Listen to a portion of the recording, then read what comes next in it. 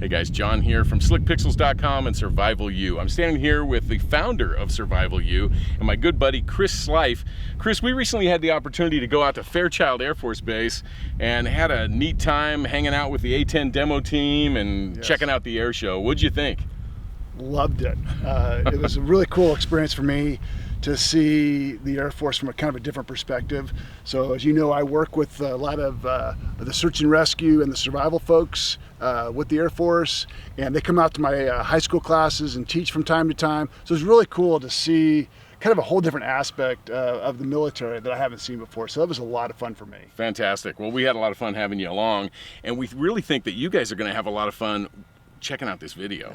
Yeah. We had a good time filming it. We know the content's a little bit different than what you're used to from us on Survival U, but we think you're going to really enjoy it. So by all means, leave a comment, let us know what you think, and there'll be more survival techniques in the next one. And until then, enjoy. Enjoy it.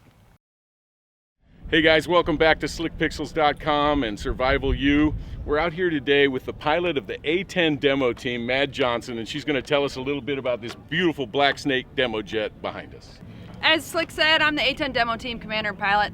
My mission is to go out there to recruit and retain and inspire young men and women. That's the whole purpose of our team. So we've got a team of 11 personnel.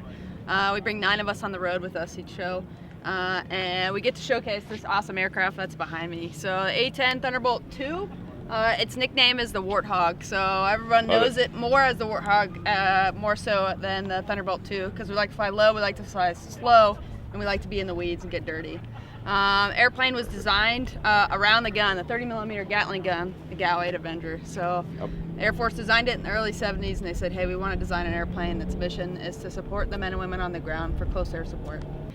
And for those of you who haven't seen it, we will have a picture on Slick Pixels of the round that goes through that gun. She is firing Coke bottles out of that thing faster than you can possibly imagine. Yeah, about 70 rounds a second. That's amazing. There you go, 70 rounds a second. So I had an uncle that flew B-25s with Chenault, and one of the aircraft that he flew in World War II was the B-25 that had the gun nose but had the cannon that went all the way back the fuselage. And he used to talk about how that airplane would temporarily, very momentarily stop in flight when they fired that cannon. I realize I don't expect that to be happening, but I'm assuming you feel that thing when it's running. Yeah, no stalls, nothing like that for us, at least in the aircraft, but I'm sitting on top of that massive gun. So I'm feeling that the whole cockpit shake as I'm shooting the gun. The heads-up display from the gun gas is hard to see out for about half a second. Wow. And then it all dissipates. But the gun itself is so accurate that as long as you put the pipper on the target, you know you're gonna hit it.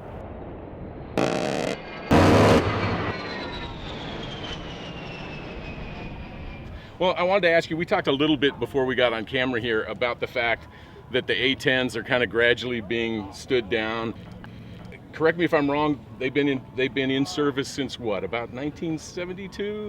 Late 70s. Late 70s? 76, I think, was like the earliest aircraft. Now all the aircraft that we have are from 78 to 82 is on the inventory right now. Okay. But the airplane has proven itself time and time again.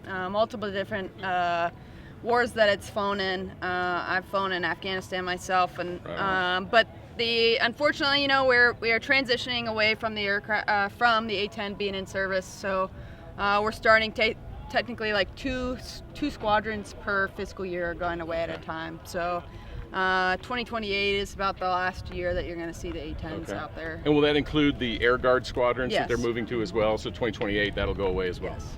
Okay, well, we're going to miss her. But so tell me a little bit about flying characteristics. You're flying the demo, obviously highly maneuverable. You're able to kind of turn on a dime, get right back on target as fast as possible, that kind of stuff. I always tell on the demo, you're going to see how fast I get to fly the airplane, how slow I get to fly the airplane. I'm going to do some aerobatics, things you would normally wouldn't see from an A-10. And then we're going to do some simulated bomb and gun runs. This weekend's awesome because they have pyro. So the firewalkers are going to be putting pyro out there. Obviously, I'm not shooting anything or dropping anything in real life, but it helps kind of add a little bit of some awesome factors to the air show. But the airplane is super maneuverable. The only changes that we've made to this airplane versus the airplanes you'll see out on the line back at combat squadrons or at the formal training unit back at Davis-Monthan, is we've had 6 pylons removed from the airplane. Okay. So you can kind of see where we've got a bag hanging over there. That's our Station 11 pylon, but we removed 6 of them. That just helps with less weight, less drag, more maneuverability for me, as well as we don't have any rounds in the cockpits, or in the engine, in the fuselage of the aircraft. So it's only ballast. So that makes it a lot more maneuverable for me. Nice. And I fly with less gas as well. Well, we're going to have some flying video with Mad doing her thing in this aircraft in a short time. And we thank you for your time today. We sure appreciate it. Appreciate it. Until next time. Attack. Take care, guys. See you soon.